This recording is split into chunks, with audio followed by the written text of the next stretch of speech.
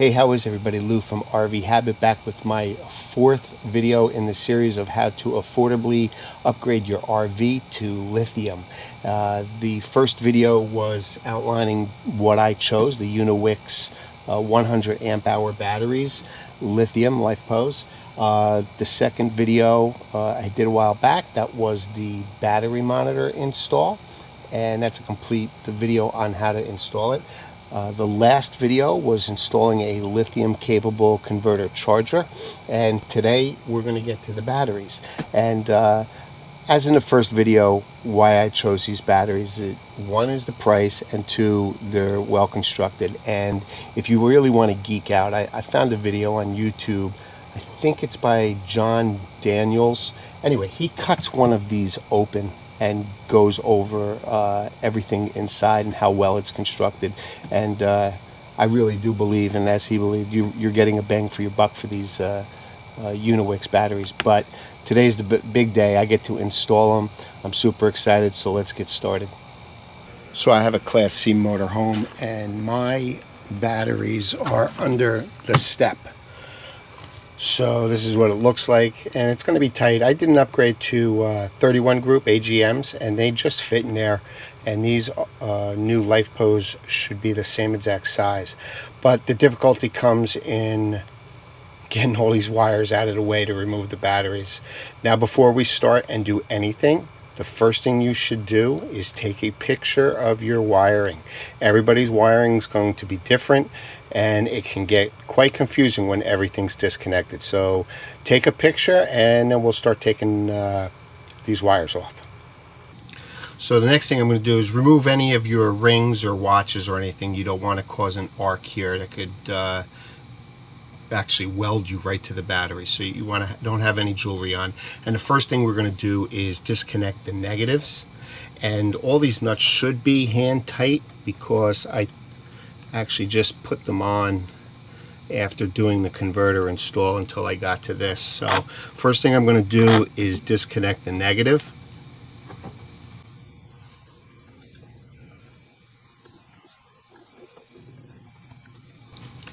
And with all my negative wires disconnected,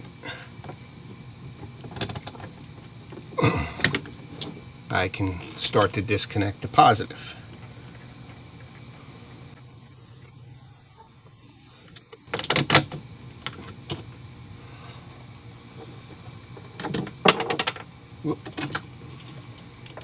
Okay. So now my batteries are disconnected, and the hard part's going to be getting these out of here. When I put these in, there is a lot of wire jammed into here, so I'm going to have to play with this a little bit. And as I play with it, I'll get one out at a time. Once one's out, then it's easy to slide the other one over. But that first one could be a little bit tough.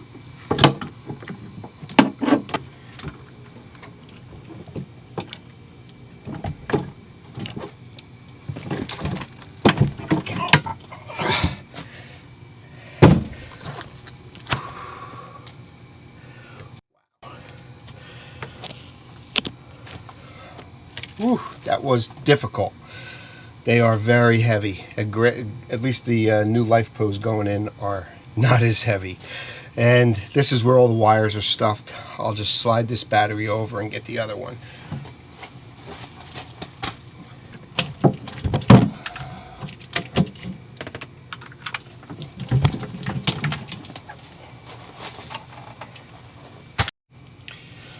So the next part's trying to get the new lithiums in. Now these lithiums are the exact same size as my group 31 AGMs. So yes, they should fit. But last time I had to do it, I had to disconnect a lot of these wires to get them in. I'm going to try and do that without disconnecting everything. To save time. So let's get the first one in. And these are considerably easier to put in because they're literally only 24 pounds compared to well over 50 on those AGMs. The AGMs are super heavy. So get that in, we slide that over. This is the tough one. Might have to put this down in there.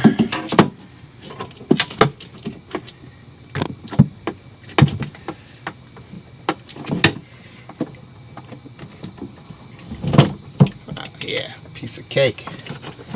Let's get that wire out.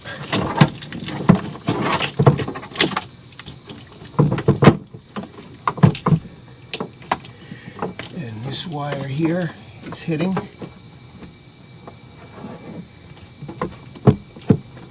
Beautiful. They fit perfect. So I have two 12 volt 100 amp hour batteries, and we're going to connect them in parallel. And that means you're going to take a small jumper and go positive to positive, and a black jumper that goes negative to negative. This will increase the amp hours to 200 amps, 100 each, but will keep the volts the same. That's different than it being in series. This is going to be in parallel. We want to keep it 12 volts. And the hardest part is going to be to get all three of these positives on the battery with the included, if I can get it here without losing it, with the included M8 nut that they give you. Now, this little wire here is for my shunt for the battery monitor. That's to power it. And we're going to see if we can get all of these on here. Okay. Get that down on there. See if I can get it started with a Phillips. Yes, I can. Okay. Let's get another M8 nut. We'll do one at a time here. Put this here. Put this here. Get that on the post. And just get it started. So the next step is to connect all the negatives. And the first thing I want to do is get my small negative lead on the first battery. And then once that's connected, I can connect all the negatives to the other battery. And the only thing going on this first battery to the negative is my parallel cable. And I'll put that in here like this.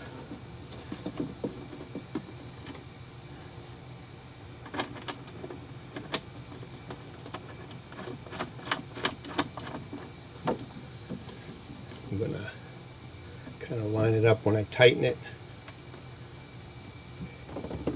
Again, these cables are not, they don't bend easily. That's nice and tight, and that's done. I'm going to put a cap on that. That's the only thing going to that negative terminal. The last part we're going to do is take the negative, which is the chassis negative that connects to the shunt of the battery monitor. Okay, that's from that battery monitor install video, and a short cable that goes to the negative post of the battery. And I don't have a lot of room in here. This would be nice if I mounted it somewhere, but I mount it right to the top of the battery with a piece of Velcro.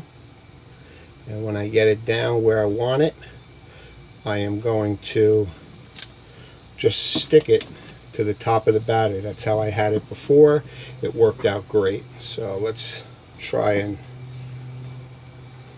get that to where it's going to fit right. And you'll line up the holes. So right about there, I'll push that down. Okay, now the last two, the shunt, the parallel cable. I'm going to put my screwdriver in here. I'm going to put down in there. You may get a little bit of a spark, may, but now these batteries are now all connected. Everything is live up until your disconnect switch. The last wire is I unplugged this. This is the feed that goes from the shunt to the battery monitor that I can see. I'm just going to plug that back in. And it only goes in one way. Okay. And that's it. It's wired. It may seem a little more difficult than it is. I'm making sure that sticks. It may seem a little more difficult than it is, but it's not. But you know, you got to be careful. It could hurt you if you cross wires and arc them. There's enough amps in there to cause a weld. But the last thing I'm going to do is I'm going to tie this all down, make sure it doesn't move, and we're going to let it charge up. I'm going to turn the disconnect switch off. I'm going to plug it in and let these batteries charge to full. I just wanted to show you, in case you could see that, how quick lithium batteries and a proper lithium charger can charge. That lithium charger is putting 42 amps into the batteries right now. Fantastic. That would take forever for lead acid batteries, but just wanted to show you that 42 amps going into the batteries right now. So I've had these in for a few days now. I got to use them a little bit, run them down, charge them back up. Everything seems to be working fantastic. I even started my generator a few times, so it does start my generator.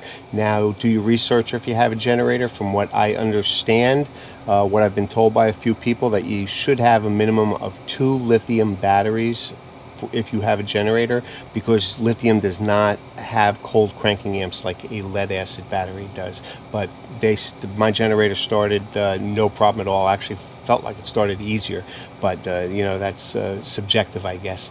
But I will leave links to everything I got below. The Ally battery monitor, got that on Amazon. The converter charger I got on bestconverter.com, and the Unowix batteries, they're available on Amazon and on their website. So I'll leave links there below, and I'll also do a blog article on my website, rvhabit.com. I will have everything I did, all 4 videos, all in one place for you to look at. So if you're not familiar with my website, definitely check it out. That article will have everything, including all the links and videos that I did here. But overall, I'm happy. I can't wait to get out and really put it to the test. But as always, I appreciate you watching. I'll see you soon.